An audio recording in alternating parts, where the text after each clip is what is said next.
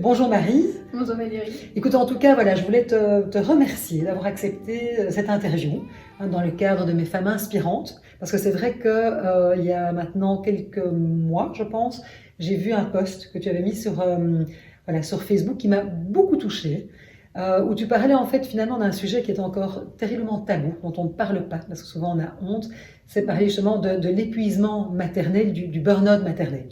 Tout à fait. Et voilà, je voulais peut-être un petit peu que tu te présentes, nous dises d'abord qui tu es, parce que nous vrai que nous on s'est rencontrés dans un cadre, je dirais, professionnel, et puis un peu voilà ce qui t'est arrivé et pourquoi tu as envie justement tu as eu envie de partager ce poste et d'en parler. Écoute, alors qui je suis maman de 3 enfants. Oui. Je suis coach aussi, en tout cas quand je travaille. Là, de nouveau, je ne travaille plus suite à ce burn-out maternel. Et je suis maman de 3 enfants en bas âge, donc Amédéo va avoir 6 ans à la Noël et j'ai des jumelles qui n'ont pas encore tout à fait 20 mois. Ok, des jumelles, donc c'est Ouais. toute une aventure. De fait. Et donc, dis-nous un petit peu, voilà, qu'est-ce qui t'est arrivé? Parce que tu as eu ton premier enfant, puis l'arrivée des jumelles, et puis qu'est-ce qui s'est passé? Il y a beaucoup de choses qui s'en sont passées. Déjà, la maternité, pour moi, n'a pas été quelque chose de facile à aborder parce que j'ai fait une dépression postpartum après Amédéo. Ok. Dépression postpartum et descente d'organes, puisque j'ai physiquement été abîmée aussi suite à l'accouchement. Donc, j'ai pris du temps avant de me poser cette question, deuxième enfant, pas deuxième enfant, est-ce que je me sens prête, pas prête, est-ce que je me sens suffisamment capable dans mon rôle de mère ou pas, puisque dépression postpartum, c'est quand même pas évident non plus de s'en remettre. Tout à fait. Et puis on s'est dit, bon, allez, on y va pour un deuxième, on avait quand même vraiment envie de pouvoir agrandir la famille et d'offrir un petit frère, une petite sœur à Amédéo. Et puis on a fait coup double. C'est ça, j'allais dire, paquet cadeau. C'est ça, c'était pas du tout prévu, mais voilà, la nature nous a fait ce magnifique cadeau. Et effectivement, j'ai accouché de jumelles en fin mars 2020, 3 semaines après le premier confinement en Belgique. Mon Dieu, oui. Donc aussi, pas évident. Alors peut-être qu'à la limite, je ne sais pas si ce confinement a ajouté quelque chose ou pas, ou si finalement... Je pense, en tout cas c'est comme ça que nous l'avons vécu, je crois qu'on a eu relativement de la chance que le confinement se soit arrivé plus ou moins au même moment. Alors psychologiquement, émotionnellement c'était très dur parce qu'on ne savait pas ce qui nous attendait et puis on parlait de mots assez forts, on parlait de guerre, on parlait de beaucoup de morts, donc c'était quand même un événement, une situation très, très particulière. Mais en même temps, le fait que tout le monde soit obligé de rester chez soi, mon mari était à la maison, il n'y avait plus d'activité à l'extérieur. Donc en fait, ça a vraiment été une situation, il y a eu du positif auquel on ne s'attendait pas. Et puis il a fallu évidemment vivre avec la situation telle qu'elle se présentait et forcément les difficultés qui se sont liées à ça. Tout à fait. Voilà. Et alors dis un petit peu, qu'est-ce qui s'est passé? Parce que quand tu as parlé, tu parles de burn-out maternel. Qu'est-ce qui comment tu t'es rendu compte, qu'est-ce qui s'est passé? Comment tu t'es rendu compte que toi, quelque part, tu tombais là-dedans? Qu'est-ce qui a été difficile pour toi? Surtout qu'en fait, ce burn-out maternel n'est pas apparu dès le début, j'ai envie de dire. C'est pas un truc qui se passe du jour au lendemain, quoi. Ça s'est passé du jour au lendemain et ça s'est pas non plus fait quand les filles étaient toutes petites. En fait, quand elles étaient vraiment toutes petites, on a appelé au secours quand on est rentré de la maternité parce que forcément c'était nécessaire. Mais du coup l'aide s'est installée, du coup on a eu de l'aide. Il y a eu une organisation des repas, etc. Et on a été relativement bien entourés pour la situation qu'on vivait. Mais c'était évidemment diminué avec le temps qui passait et malgré tout les filles ne faisaient pas leur nuit, elles ne font toujours pas leur nuit d'ailleurs à 20 mois. Et je pense que c'est la privation de sommeil sur le long terme qui m'a fait dégringoler cette échelle, si tu veux, et qui fait que là, à un moment donné, quand tu dors plus. Tu peux juste plus rien faire la journée, quoi. T'es épuisé, quoi. C'est vraiment juste de l'épuisement complet. Mais donc, c'est pas quelque chose, d'abord, qui est arrivé du jour au lendemain, comme tu le disais. Et puis, c'est pas non plus quelque chose que j'ai vécu quand les filles étaient toutes petites, parce que souvent, on a l'impression que c'est quand on a un nourrisson. Tout à fait. C'est à ce moment-là qu'on est très fatigué. Et moi, ça s'est plutôt installé sur la durée parce que mes filles ne font toujours pas leur nuit et qu'au bout de plus d'1 an et demi, mon corps à moi, à un moment donné, a lâché. A lâché, oui.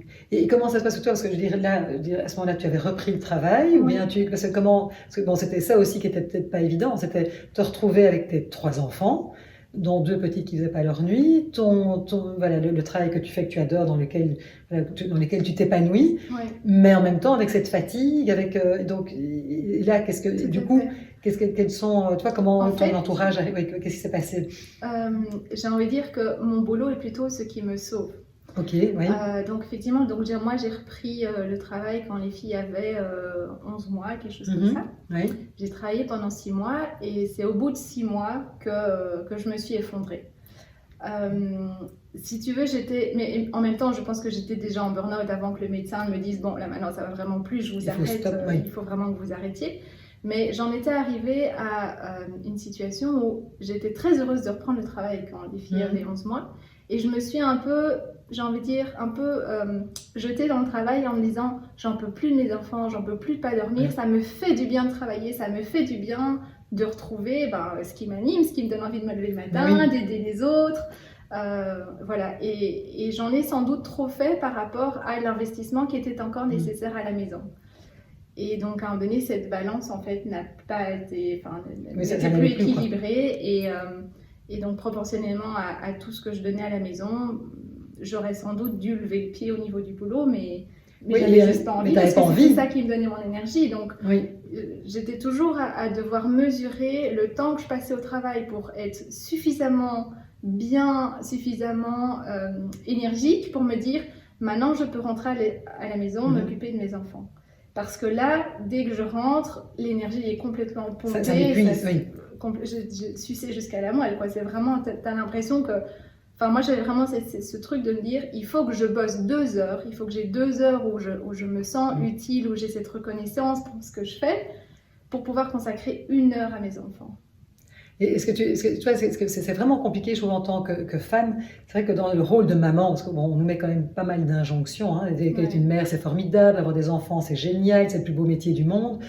Et en fait, il y a quand même beaucoup de mères finalement s'épuisent aussi parce qu'il y a ce manque de reconnaissance quelque part par rapport à ce rôle de maman. Parce que finalement, comme tu dis, quand on travaille, on a la reconnaissance de nos pères, on se sent utile, etc. Alors que, je veux dire, être maman, c'est un truc j'ai l'impression que c'est tous les jours, on recommence la même chose, quoi. Enfin, il y a un truc, c'est le jour, tu sais, c'est comme le jour de la marmotte, là, c'est le truc qui recommence encore et encore.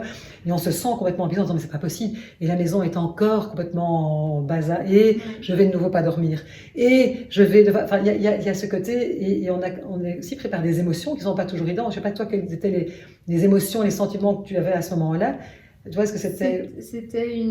J'étais devenue incapable de faire face à la moindre frustration. C'est-à-dire que dès que j'avais un enfant qui était pas d'accord, qui se mettait à taper du pied, qui montait dans sa chambre, je me mettais mes émotions à moi étaient devenues tellement fortes que j'en suis venue à crier sur mes enfants.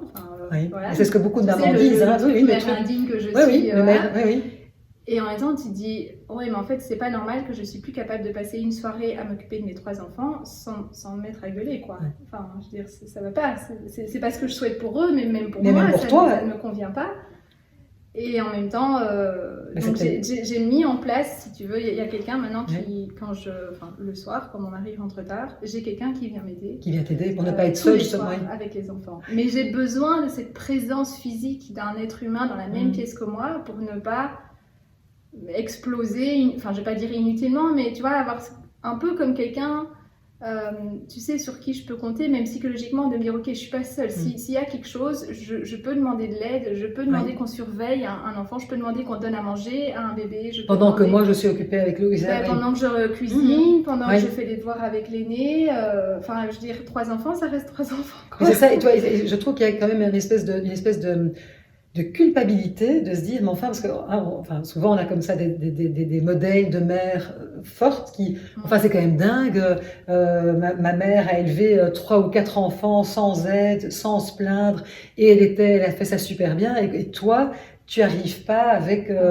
tes 2 ou 3 enfants, et donc il y a aussi, je trouve, un sentiment de culpabilité, de honte aussi, de se dire, mais pourquoi est-ce que moi je me sens pas, pourquoi est-ce que je suis pas capable, et du coup, mais qu'est-ce qui fait qu'il n'y ait pas de logique avec moi? Et puis c'est pas normal que je crie sur mes enfants comme ça, mais les autres mères, elles ont l'air de faire ça super bien, elles sont fantastiques, et en plus elles sont là avec leurs enfants nickel, super beau, avec un gâteau, et en plus un dîner, et on se dit, mais moi je suis complètement ratée, quoi. J'ai vraiment dû travailler sur ma culpabilité Parce qu'en fait, comme je culpabilisais en plus, enfin surtout au début, Oui. ça me maintenait dedans, tu vois. Et donc, j'arrivais pas à prendre soin de moi, j'arrivais pas à m'autoriser des trucs qui me réénergisent et qui me font du bien à cause de cette culpabilité. Donc, il a vraiment fallu que je travaille d'abord ça. Oui. Et aussi, j'ai envie de dire, le lâcher prise, juste accepter la situation, quoi. Et de me dire, ok, c'est comme ça, elle dorme pas. On fait plein de choses qu'on peut par ailleurs pour les aider, elles. Mais en attendant, la situation est ce qu'elle est, et l'aîné aussi, il a ses difficultés à l'école, et bon, mon mari aussi, il a sa carrière, enfin, et donc c'est juste comme ça, et à un moment donné, si je dois encore attendre 3 mois avant de reprendre le boulot, faut juste que j'accepte d'attendre 3 mois. C'est ça. Donc il y a vraiment difficile quand tu te tiens devant en te disant oui, mais c'est ça qui me fait du bien, oui, et en même temps, là, je suis pas capable. C'est ça, là, je peux plus, quoi. Et si tu devais donner, tu vois, un conseil, voilà, aux femmes qui nous écoutent en disant, mais voilà, si vous êtes, quels sont peut-être les signes auxquels il faut faire attention, pour justement ne pas arriver jusqu'au burn-out, parce que bon, on sait que cet épuisement, beaucoup de femmes le connaissent, mais après, c'est encore une chose de passer de l'épuisement au burn-out, tu vois, c'est pas encore, c'est encore un pas en plus. Qu'est-ce qu'on peut faire peut-être pour, voilà, toi, te dire, tiens, mais quels sont peut-être les signes auxquels il faut faire attention? Moi, les signes, ça a vraiment été mon propre comportement face aux enfants. C'est ça, donc tu t'es rendu compte, c'est quand toi tu commençais peut-être à perdre patience, à crier, ou à ne plus avoir finalement envie de t'occuper de tes enfants, parce que c'est ça, à un moment on n'a plus envie. J'étais beaucoup mieux à travailler et à m'occuper de mes clientes que de rentrer m'occuper de mes enfants. C'est ça, donc ça, et là te dire, là il y a quelque chose qui ne va pas, quoi.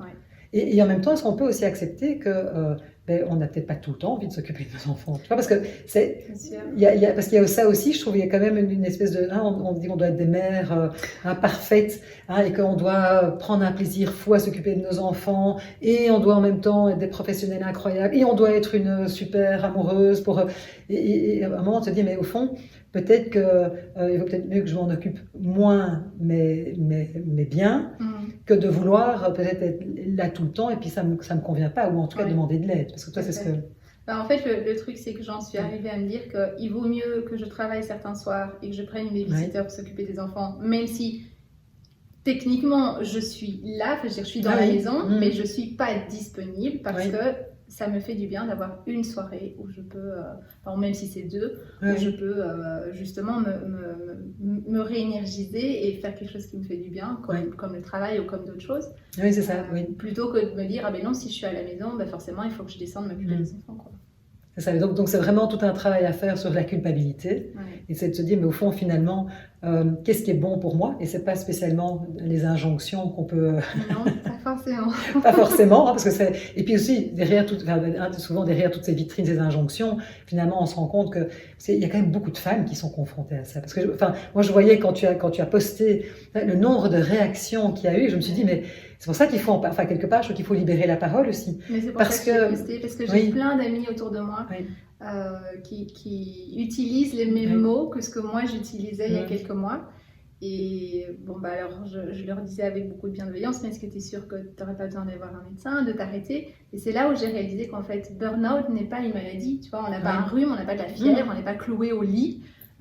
On peut se lever même si on est parfois un peu zombie le matin, mais je veux dire, on tient debout, on reste capable d'aller faire les courses parce que forcément il faut bien nourrir la famille. Bien sûr, Et donc on se dit, mais si je suis capable d'aller faire les courses, alors je suis capable de travailler. En fait non, parce que c'est pas la même concentration et puis tu le fais pas avec le même entrain. Enfin donc effectivement il faut vraiment voir les choses en face aussi, tu vois. C'est ça, d'oser le voir. Parce que évidemment, ce qui se passe avec parce que comme tu dis, il y a le burn-out, mais il y a le burn-out au niveau du boulot, où là, quelque part, on peut t'arrêter. C'est sûr que quand tu as un burn-out maternel ou parental, ou je ne sais pas comment on peut l'appeler, mais celui-là, tes enfants, c'est compliqué, parce que tu ne sais pas les mettre... alors, si j'avais qu'un seul bébé, je pense très honnêtement que je me prendrais 1 semaine ou 2 de vacances. Alors, soit de vraies vacances, genre sur les cocotiers, mais même simplement aller dormir dans un monastère, juste avoir un endroit où tu peux mettre les pieds sous la table, être servi et dormir et vraiment te reposer et avoir du silence, tu vois, un endroit. Alors après c'est ce qui me convient à moi. Toi, c'est ça. Chacune trouvera son petit coin de tranquillité, mais si je pouvais, je le ferais. la difficulté pour nous, c'est qu'on a des jumelles et que je ne peux pas laisser mon mari assumer une semaine avec des nuits tout seul, avec deux bébés qui ne dorment pas, tu vois. Mais après, c'est de se dire, tiens, qu'est-ce qu'on peut mettre en, comme tu dis, le confort à la marge, parce que c'est sûr que bon, on rêve à un moment tous de partir sur une île déserte et de pouvoir se dire, maintenant c'est bon. Or, ça, on sait bien que c'est souvent, c'est souvent au stade de rêve, d'utopie, mais par contre, ce qui est intéressant, c'est ce que tu as mis en place avec justement prendre plus d'aide. Peut-être qu'à l'heure de pointe, avoir justement une babysitter ou une aide pour ne pas se retrouver seul au moment où on a déjà sa journée, parce que c'est souvent ça, moi je trouve que c'est les deuxièmes journées des mamans, quand on a déjà sa journée derrière soi, et puis qu'on doit reprendre comme ça une énergie pas possible pour être quand même dans des tâches assez répétitives et qui sont pas finalement les plus amusantes. C'est pas là qu'on a les meilleurs moments de qualité avec nos enfants. Hein, c'est pas toujours évident. Et donc c'est aussi se déculpabiliser, de se dire mais au fond il vaut peut-être mieux que j'aille, je sais pas moi, une après-midi avec eux au parc ou faire quelque chose qui me fait du bien avec eux. Et puis tant pis, je délègue la partie bain parce que moi ça m'épuise ou je me rends compte que je sais pas me donner à manger alors que j'en ai un qui est hyper difficile, ça me rend dingue et finalement on se dispute et c'est pas. Enfin, je pense que c'est aussi pouvoir un moment se dire ok, est-ce que je dois être sur là tout le temps, sur tous les fronts, est-ce qu'il y a un moment où je peux aussi déléguer, est-ce que je suis obligée de tout faire parfaitement, enfin je pense qu'il y a aussi tout ça qui est important, de pouvoir s'écouter aussi à un moment, de se dire tiens... Et même trouver quelqu'un pour faire les nuits, enfin, mais oui. C'est que là je crois qu'on va le remettre en place parce que ça nous ferait vraiment du bien de pouvoir même dormir une fois par semaine. Mais oui. Mais on l'avait déjà fait au mois de mai, enfin je crois même avril, mai, juin, on avait de temps en temps quelqu'un qui venait faire une nuit.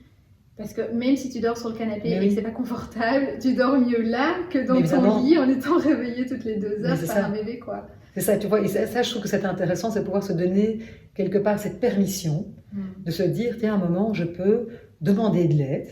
Parce que souvent, on a l'impression qu'on doit être fort et qu'on ne peut pas demander d'aide. Donc, c'est vraiment d'abord de reconnaître que, ben non, là, ça ne va pas. Et en effet, j'ai des comportements qui ne sont pas normaux. Je me mets, je sais pas moi, à crier sur mes enfants ou à décompter les heures pour aller dormir ou leur donner à manger finalement à 5 heures pour espérer qu'ils s'endorment à 6 heures. Enfin, je dis, parfois, on en arrive, vraiment, on en a marre et se dit, mais ok, stop, là, ça ne va pas. Comment je peux retrouver du plaisir, finalement, à être maman et dans ce cas-là, ça demandait de l'aide.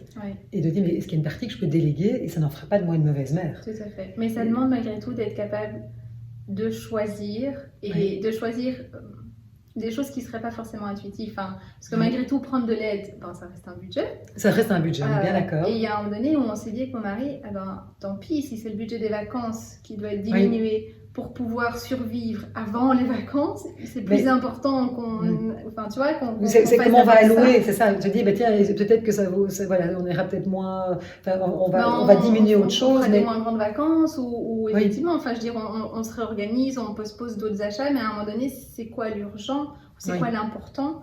Plutôt que de se dire, oui, mais mes vacances, c'est sacré parce que c'est là que je me repose. Oui, mais si tu n'es même pas capable d'arriver jusqu'aux vacances en tenant sur tes jambes, tu ne profiteras pas de tes vacances. Et donc, c'est vrai qu'il y a, enfin, je veux dire, dans ces choix, prendre de l'aide, pas prendre de l'aide, forcément, la question financière intervient. Il y a la question de l'image, il y a la question de l'entourage. Oui, mais qu'est-ce qu'on va dire dans la famille? Parce que les autres s'en sortent et puis moi, je n'en sors pas. Enfin, donc, c'est vraiment, je pense, être capable ou accepter de voir la situation réellement comme elle est, quitte à faire sur papier, tu sais, des listes. Et puis à un moment donné de réfléchir de manière purement rationnelle et de te dire ok, émotionnellement c'est difficile d'accepter ce choix-là, mais en fait c'est ce qu'il y a de plus intelligent à faire. Et par rapport à ton mari, comment toi lui a pu te soutenir là-dedans? Tu t'es senti, parce que c'est aussi pas toujours, parce que bon, lui il bosse, il était lui est chef d'entreprise, il est chef d'entreprise, donc il a d'arrêter de bosser. C'est ça, parce que lui, voilà, il est en charge donc du coup... Il est en charge, ils sont une trentaine, je crois, maintenant dans la boîte. Donc même les vacances ne sont pas des vraies vacances, il y a toujours bien quelques heures de boulot à gauche, à droite. Et oui, enfin, je veux dire, il a ses boards, donc je veux dire, il met d'autant qu'il peut, mais je ne peux pas lui demander d'aller rogner dans ses heures de travail ou de poser des jours de congé, ou, enfin voilà, parce que son boulot est ce qu'il est, quoi.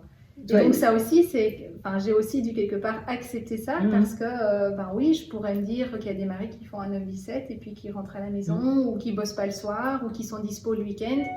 Oui. Oui, mais en même temps, si mon mari n'avait pas le poste qu'il a, on n'aurait pas la vie qu'on a, je pourrais peut-être pas me permettre d'avoir de l'aide. Enfin, je veux dire, tout. Oui, c'est ça. Et puis après, tout c'est est se lié, dire, quoi. voilà, et Donc, puis j'ai choisi de faire ma vie avec lui. Je ne sais, enfin, mais c'est vrai que oui, il peut y avoir un petit sentiment d'injustice. Non, mais pourquoi est-ce que c'est moi qui me retrouve finalement toute seule ouais. dans ce truc-là? Enfin, donc c'est pas toujours facile. Donc ça nécessite quand même de pouvoir aussi, voilà, parce que là, en tout cas, il t'a entendu et vous avez ensemble cherché quand même des solutions pour pouvoir faire face à cette période qui est extrêmement difficile et au fait que tu sois, ben voilà, toi, tu étais arrivé au bout du scotch, quelque Ouais. part, tu pouvais plus.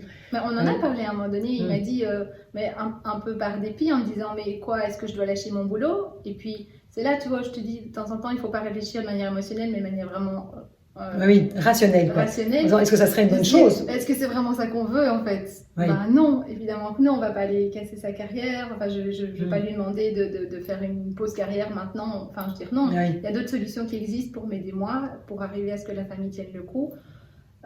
Sans pour autant mettre en balance sa carrière à lui, parce qu'en même temps c'est grâce à ça, et puis c'est aussi ce style de vie là qu'on a envie de vivre, c'est aussi grâce à ça que...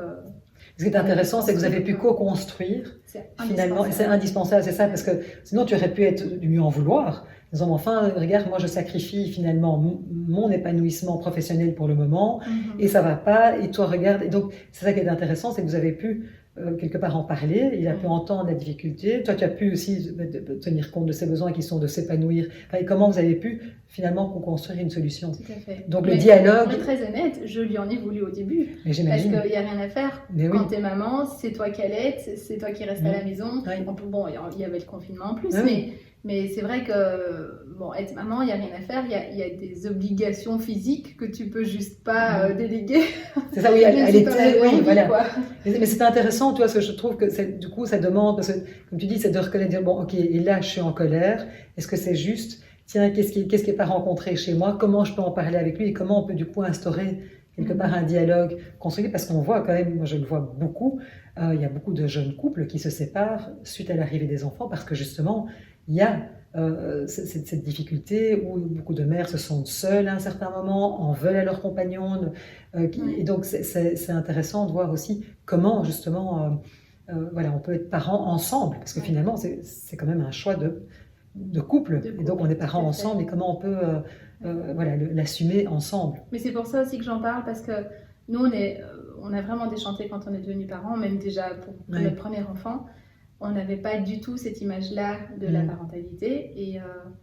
Et bon, bah, il n'y a rien à faire. Il y a quand même les habitudes sociales qui font que, bon, bah, quand il y a un peu plus à faire à la maison, forcément, c'est la maman qui le fait. Et à un moment donné, j'ai envie de dire, bah, non, en fait, on n'est pas obligé d'accepter ça. Exactement. On a le droit d'en parler, on a le droit de dire les choses. Alors, ça ne fait pas forcément plaisir, c'est pas forcément facile à entendre, c'est pas forcément facile à dire non plus d'ailleurs. Clairement. Mais c'est important, je trouve, en tout cas dans notre construction de couple.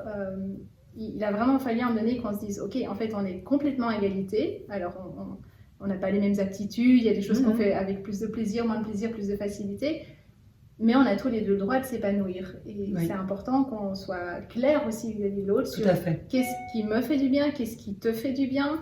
Parce que moi, j'ai toujours dit à mon mari, mais il ne voulait pas me croire au début, parce qu'il n'a pas grandi là-dedans, mais j'avais toujours dit, ma carrière est importante pour moi, j'ai besoin de travailler. Et puis l'habitude, et tu sais, voilà. Et puis on rentre dans des vieux schémas, tu sais, à un moment, mais oui. On a un peu pris une autre tangente, et à un moment donné, j'ai fait Toto, non, je veux dire, rappelle-toi, je l'ai toujours dit, et effectivement, aujourd'hui, on le vit, j'ai besoin de travailler. Si je reste à la maison, très honnêtement, je deviens dépressive, je ne peux pas m'arrêter de j'ai besoin de ça. Et c'est super important, et en tout cas, je te remercie voilà, pour la façon voilà, transparente dont tu partages ça, parce que je pense que ce que tu vis là, on est beaucoup de femmes à l'avoir vécu. Enfin, moi, je sais que je l'ai vécu, voilà, maintenant mes enfants, moi, sont grands, mais je vois beaucoup de jeunes femmes qui comme toi, le vivent aujourd'hui. Et c'est tellement compliqué, justement, de concilier justement cet épanouissement personnel, cet épanouissement en tant que maman, tout ça, c'est pas évident parce qu'on tombe encore dans des vieux schémas, mais complètement, et on retrouve. Alors on a beau se dire, mais oui, mais aujourd'hui dans une société vraiment l'égalité homme-femme, etc. Non, mais en fait, j'ai envie de dire, ben non, on n'y est pas encore, quoi.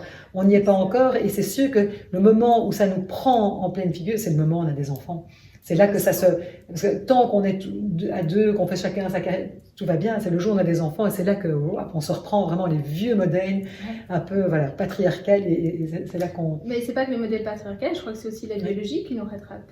Et Ouais, qu'on a ouais. tendance à peut-être effacer Ouais, ou minimiser avant, sauf qu'au moment où la femme tombe enceinte, bah forcément c'est c'est elle qui porte le bébé, ça c'est voilà. clair. Et donc c'est un peu cet enchaînement-là. Mais oui, c'est vrai, il faut en parler. Et ça, je pense que la transparence avec son conjoint, c'est très difficile. Hein. On a passé des longues soirées à pleurer, à pas savoir comment dire les choses, parfois à faire la tête et puis à revenir l'un vers l'autre. Mais c'est essentiel, quoi. Oui. Et c'est important. Et je pense aussi de pouvoir se décaler finalement, parce qu'aujourd'hui, je trouve que que ce soit les médias, les réseaux sociaux, etc., ça nous donne comme ça des espèces d'images un peu d'épinards, disant « Waouh, tout est magnifique ». Et je pense que c'est important justement de pouvoir libérer la parole et de dire « Vous savez quoi? Non, c'est pas facile. Par contre, comme tu dis, on peut y travailler, on peut en parler. » Et c'est ça, en fait, qui est important. Ouais. C'est que finalement, c'est de pouvoir être transparent et dire « Ok, comment on peut faire ?» Parce que des solutions, il y en a. Mais ça demande justement du dialogue, de l'écoute, de la compréhension, de l'indulgence, de travailler sur sa honte, sa culpabilité, sur certaines représentations, mais on y arrive. Et c'est ça que je trouve voilà, dans ton témoignage aussi, c'est de dire, oui, certes, c'est dur, je suis encore là, clairement dedans, mais en attendant, on en parle et on trouve des solutions. Donc quelque part, il y a quand même une lumière, j'ai envie de dire, au bout du tunnel. Tout à fait. Et moi, je pense aussi qu'au plus les femmes en parleront, enfin, au plus les mamans en parleront, au moins on culpabilisera aussi. Parce que quand on se rendra compte qu'en fait on n'est pas toute seule chez soi à vivre ça, mais qu'en fait on est plein et que dans une même rue on est plusieurs, à un moment donné il y a une solidarité qui se recrée aussi. Donc tu vas me dire c'est peut-être un peu aberrant, mais donc là je suis en repos, je dois prendre du temps pour me faire du bien et pour me ressourcer. Eh ben, ce qui m'a fait du bien, c'est de 3 fois aller apporter un repas à 2 mamans qui sont dans un état limite pire que moi, en tout cas ces jours-là. Et au moins, je me suis levée ce jour-là en me disant, ok, j'ai un peu d'énergie, qu'est-ce que je peux faire parmi toute la liste que j'ai? Et j'ai choisi, plutôt que de faire ma lessive, mes trucs, mes bazars, de me dire, non, là, en fait, il y a 2 mamans qui ont vraiment besoin d'aide. Et aujourd'hui, ça me fait plaisir d'aller cuisiner, d'aller faire les courses et de leur apporter un repas. Le sourire de ces mamans jusqu'aux oreilles, quoi. Parce qu'elles ne s'attendaient pas à ça. Et en même temps, moi, ça m'a nourri. Elles, ça les a... Enfin, bien ça sûr, leur a apporté quelque chose. Et toute la famille en a profité. C'est génial. Moi, j'aime bien en tout cas. Donc j'ai l'impression d'avoir semé une petite graine, tu vas leur dire. Bah, voilà, soyons solidaires les unes des autres en fait. Et plutôt que d'essayer d'être dans la compétition, parce que souvent on met les femmes quand même en compétition pour. Mais non, au contraire, ici on vit toutes des choses qui sont difficiles. On a tous nos moments de doute, où ça va pas. Et comment on peut au contraire être solidaires les unes avec les autres et se soutenir justement dans ces moments, parce que c'est vrai qu'on est dans une société qui est beaucoup plus individualiste aujourd'hui. Dans le temps, je veux dire, on avait tout un village pour élever un enfant, il y avait tout un côté communauté, ce qu'on n'a plus aujourd'hui. Et donc on peut se sentir, étonnamment, alors qu'on n'a jamais été aussi connecté, aussi seul. Et donc je pense que ça, c'est ça qui est chouette, c'est de comment on peut justement en parler, se rendre compte qu'on n'est pas seul, et comment on peut se soutenir les unes les autres. Et pour ça, il faut oser parler. Et pour ça, il faut oser. Donc, faut oser le dire, il faut oser demander. Oui, oser demander, oser le dire, et puis oser reconnaître aussi. Et oser reconnaître ses limites. Tout à fait. Mais en même temps, c'est ce qui nous rend humains. Exactement. Quelqu'un de parfait, ça n'intéresse personne. Ouais, absolument, on est bien d'accord. Écoute Marie, en tout cas, je te remercie pour ce témoignage. Avec grand plaisir. Et je te souhaite en tout cas vraiment bonne continuation. C'est gentil. Et merci beaucoup en tout cas. Avec grand plaisir. Merci à toi Valérie.